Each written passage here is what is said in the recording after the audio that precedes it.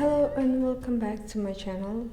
Today we will be doing a tarot reading for the West Memphis Three case. But before I begin, I would like to invite you to subscribe to my channel and hit the notification button so that you'll get notified on my next upload. I'm uploading a new video every week and I'm offering a free tarot reading for all of my subscribers. So if you would like to have your reading with me, you can just send a message to my email or a direct message to my Instagram. All of the details will be in the description box below. The West Memphis Three are three men convicted as teenagers in 1994 of the 1993 murders of three boys in West Memphis, Arkansas, United States. Damien Echols was sentenced to death, Jessie Misskelley Jr. to life imprisonment plus 2 20-year sentences, and Jason Baldwin to life imprisonment. During the trial, the prosecution asserted that the juveniles killed the children as part of a Satanic ritual. Due to the dubious nature of the evidence as well as the suspected presence of emotional bias in court, the case generated widespread controversy and was the subject of several documentaries. Celebrities and musicians held fundraisers to support efforts to free the men. Following a 2010 decision by the Arkansas Supreme Court regarding newly produced DNA evidence and potential juror misconduct, the West Memphis Three negotiated a plea bargain with prosecutors. On August 19, 2011, they entered offered pleas, which allowed them to assert their innocence while acknowledging that prosecutors have enough evidence to convict them. Judge David Laser accepted the pleas and sentenced the three to time served. They were released with 10-year suspended sentences, having served 18 years. The victims were Steve Edward Branch, Christopher Byers, and Michael Moore. They were all second graders at Weaver Elementary School. Steve Edward Branch was the son of Stephen and Pamela Branch, who divorced when he was an infant. His mother was awarded custody and later married Terry Hobbs. Branch was 8 years old, 4 feet 2 tall, weighed 65 pounds and had blonde hair. He was last seen wearing blue jeans and a white t-shirt and riding a black and red bicycle. He was an honor student. He lived with his mother Pamela Hobbs, his stepfather Terry Hobbs, and a 4-year-old half-sister Amanda. Christopher Mark Byers was born to Melissa DeVere and Ricky Murray. His parents divorced when he was 4 years old. Shortly afterward, his mother married John Mark Byers, who adopted the boy. Byers was 8 years old, 4 feet tall, weighed 52 pounds, and had light brown hair. He was last seen wearing blue jeans, dark shoes, and a white long-sleeved shirt. He lived with his mother, Sharon Melissa Byers, his adoptive father, John Mark Byers, and his stepbrother, Sean Ryan Clark, age 13. James Michael Moore was the son of Todd and Dana Moore. He was 8 years old, 4 feet 2 tall, weighed 55 pounds, and had brown hair. He was last seen wearing blue pants, a blue Boy Scouts of America shirt, and an orange and blue Boy Scout hat, and riding a light green bicycle. Moore enjoyed wearing his Scout uniform even when he was not at meetings. He was considered the leader of the three. He lived with his parents and his 9-year-old sister, Dawn. Alright, let's just start with the reading.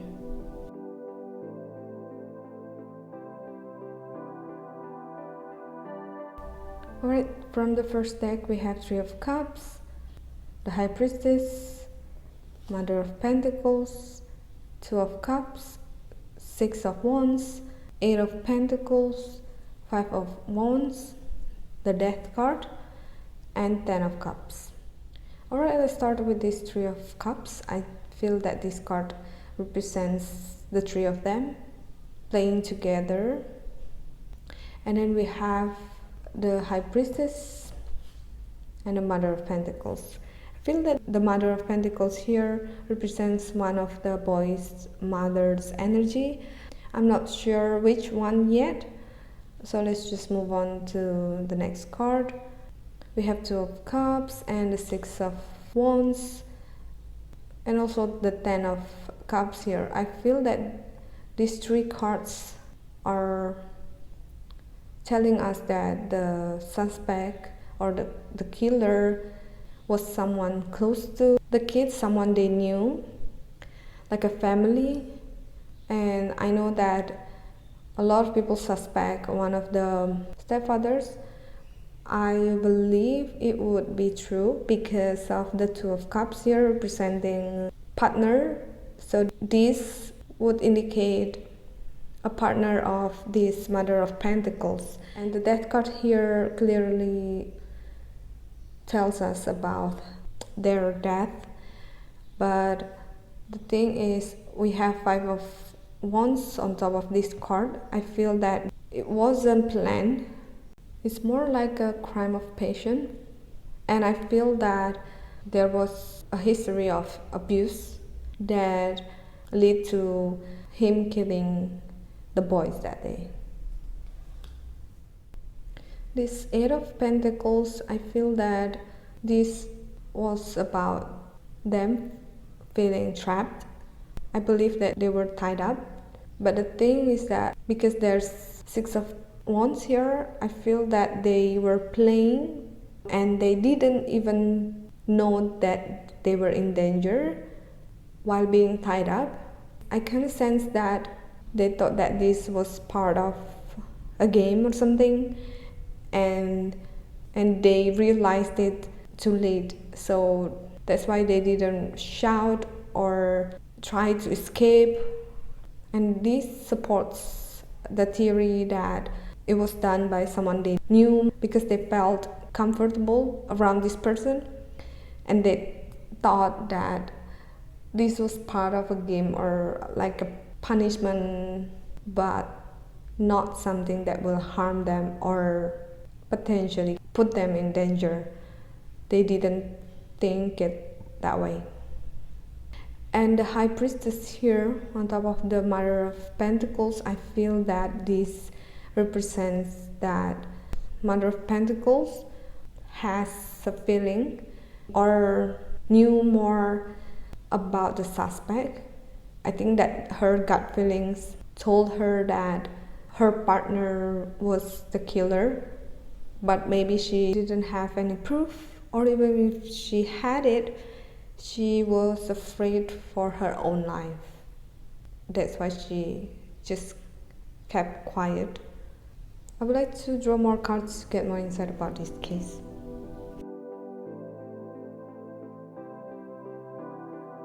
Okay, so from the second deck we have the Ace of Swords, Seven of Swords, another Death card, the Fool, Three of Chalices, Illumination, Knight of Swords, Seven of Chalices, and the Sun.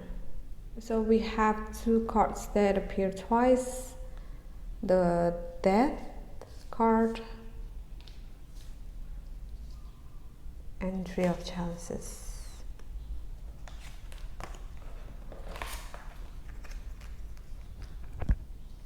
This Ace of Swords about the weapon that they used to murder the kids, but I feel that the sword was not even the real murder weapon. In this case, this was just like misguiding perception or something that they can use to convict the West Memphis Three. And also, I remember they mentioned that one of the boys was carrying like a pocket knife or something like that, and I feel that it was kind of like a key. I believe the stepfather had it, so it would be like a key, kind of like a telling of the whole case.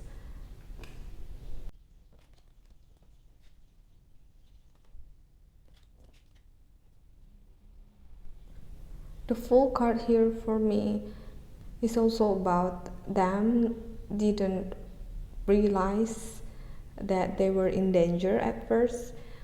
They thought that this whole thing was just part of another game, or even if there were some abusive things going on, they thought that it was just kind of like a punishment because they did something or say something stupid and they would be free soon.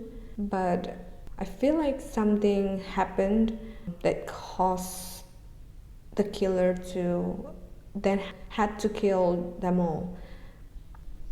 And also the illumination here, I feel that there's something that we missed from this whole case, from what's going on.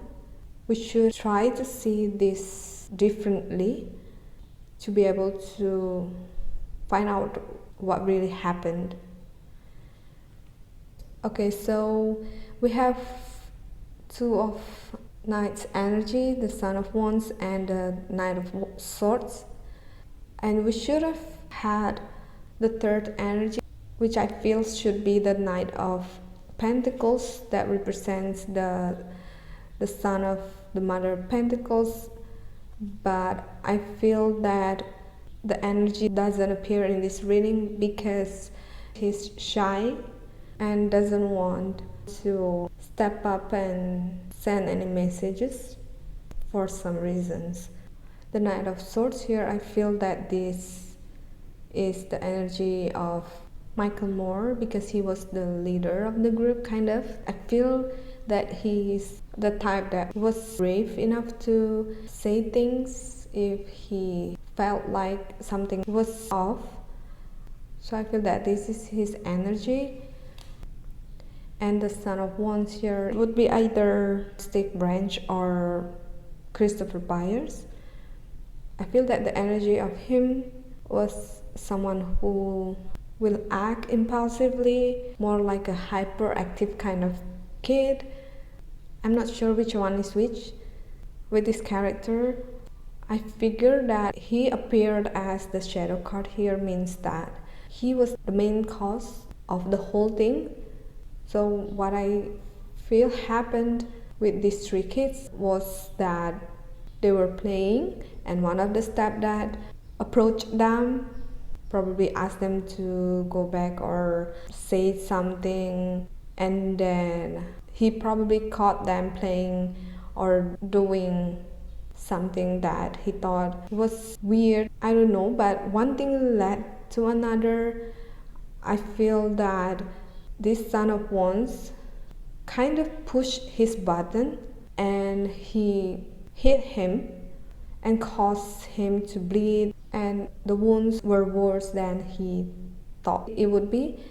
And okay, so I believe that the two boys caused of that were drowning and the other one was not. So this would be the one that was not drowning, which would be Christopher Byers.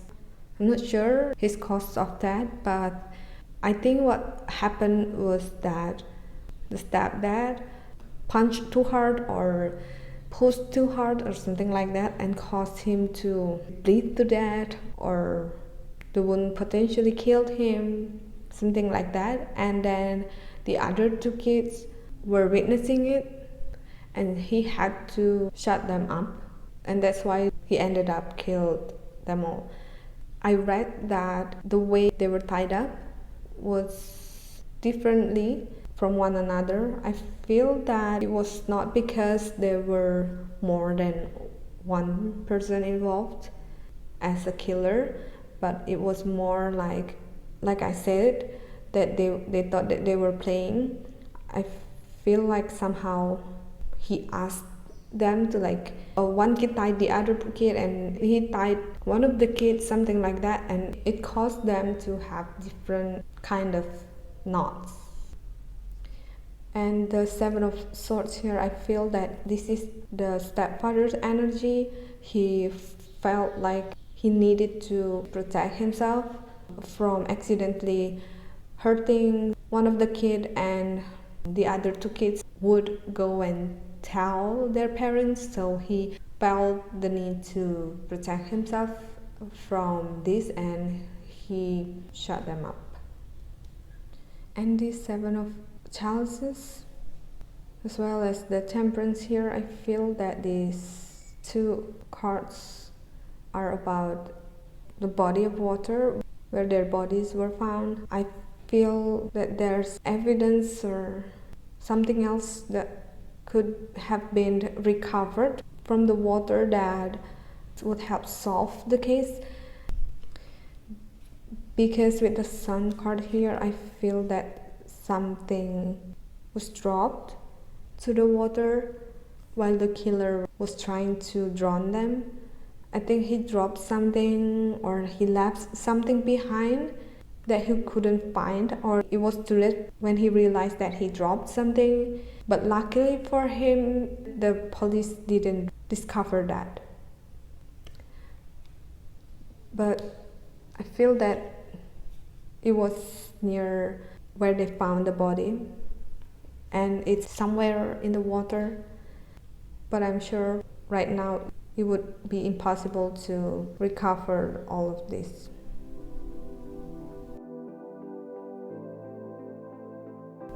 So the first oracle card is teaching and learning, relationship harmony, and chakra clearing. This teaching and learning for me supports my theory that they thought that this was just another punishing act from the stepfather, probably because they said something wrong or they did something wrong and he punished them. That's why he tied them up or asked the kid to tie the other kid up. And they didn't think too much of it, probably because they knew him. They thought that he wouldn't harm them. And the next oracle card is relationship harmony. I feel that this card is telling us that there was something going on in the relationship between the stepfather and the stepson, between the stepfather and the mother of the kid. I feel that there were some tension in the relationship, and it was one of the things that caused this whole thing to happen. And the chakra clearing here, for me, this is about cleaning up. First, it would be about the killer's feeling. At that point, he felt that he needed to clear this whole thing up to save himself. And then I believe after that, he cleared more things that would implicate him to this case. So overall, from this reading, I believe that we all can conclude who's the real suspect, who's the real killer in this murder case. But the thing is, I believe that what happened was he accidentally killed one of the boys, which probably not his own stepson, and of course the other 2 kids would definitely tell the parents if they were alive or if they were able to escape. But because he felt that he needed to cover this up, so he felt that he had to kill the other 2 kids. So yeah, that is all the reading about the West Memphis Three. And once again, this is for entertainment purpose only. I don't mean to offend anybody. I would like to hear your opinion about this reading or this case, so please share it in the comment section below. Thank you so much for watching, and I hope to see you in my next Unsolved Cases reading.